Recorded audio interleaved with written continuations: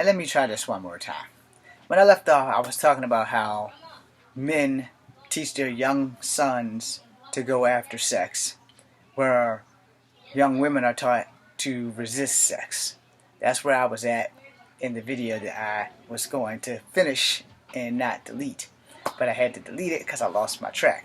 But the thing is, alright, as a young man, we are not taught that these young women are more than just a body and that they have feelings and they're not just something that you can lay down with. You know, we need them as much as they need us. We're not taught that. We're taught, go get that ass, go get that ass. And young women are taught, don't give up the ass, don't give up the ass. Now, the thing is, eventually the roles switch.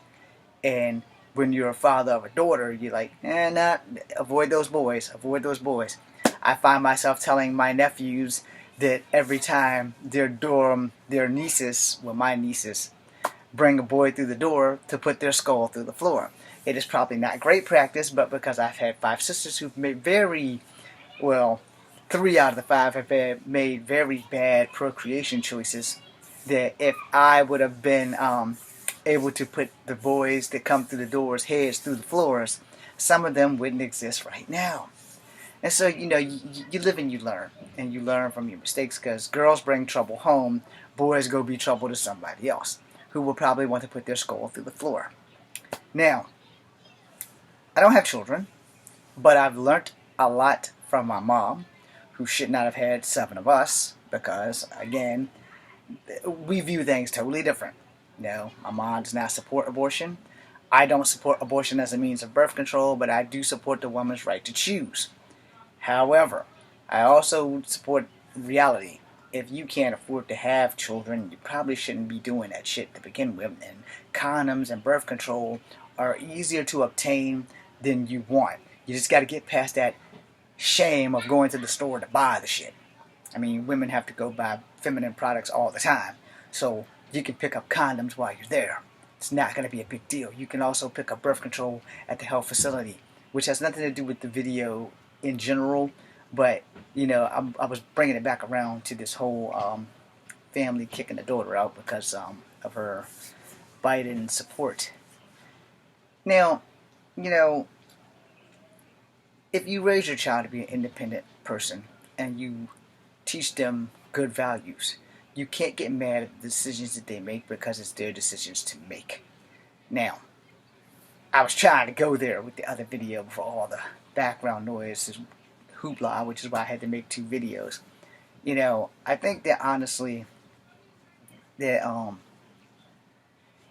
if you're willing to throw your child out over a political choice instead of love your child, that's a problem. Alright? Which is the whole clusterfuck of what I was trying to get to with Miss Julie being kicked out of her house over voting for Biden, where her family was clearly Trump parents. And I'm like, okay, Julie's maybe 18, maybe 19, maybe.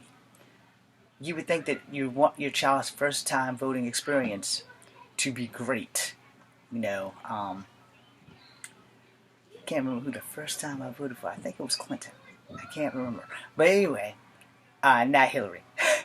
I'm 47, so I'm pretty sure the first time I voted was some, like, I think, like, fucking Bill Clinton's second term, I think. I'm not going to swear to it because I can't even remember if Bill Clinton had a second term. But the point of the matter is, I'm pretty sure it must have been Clinton, because I damn sure didn't vote for Bush, either one of them. I definitely didn't vote for Bush because I remember I voted for Al Gore and he lost. Anyway, irrelevant. The point of the matter is that, you know, if you are willing to throw your child out for your presidential candidate, that says a lot about you. You know, literally. That says so much about you and the circumstances that your child is in. And this is the point that I'm making when I say about your moral compass.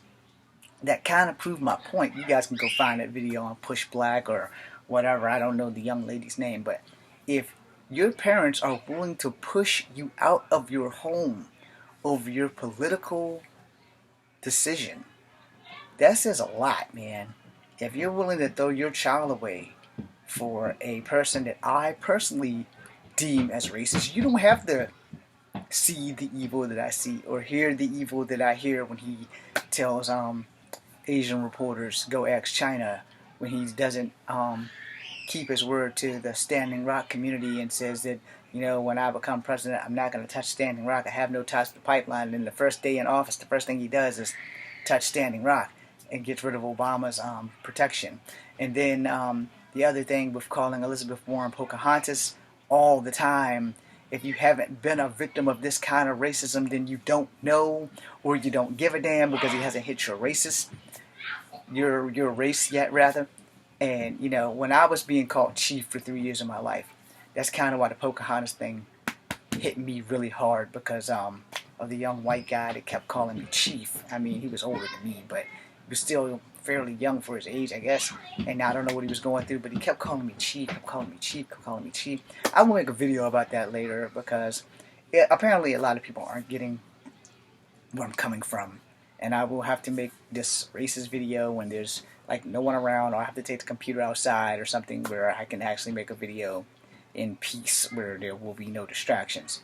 But I have class like in a half hour or better. So, I want to make sure that I'm on my P's and Q's with this.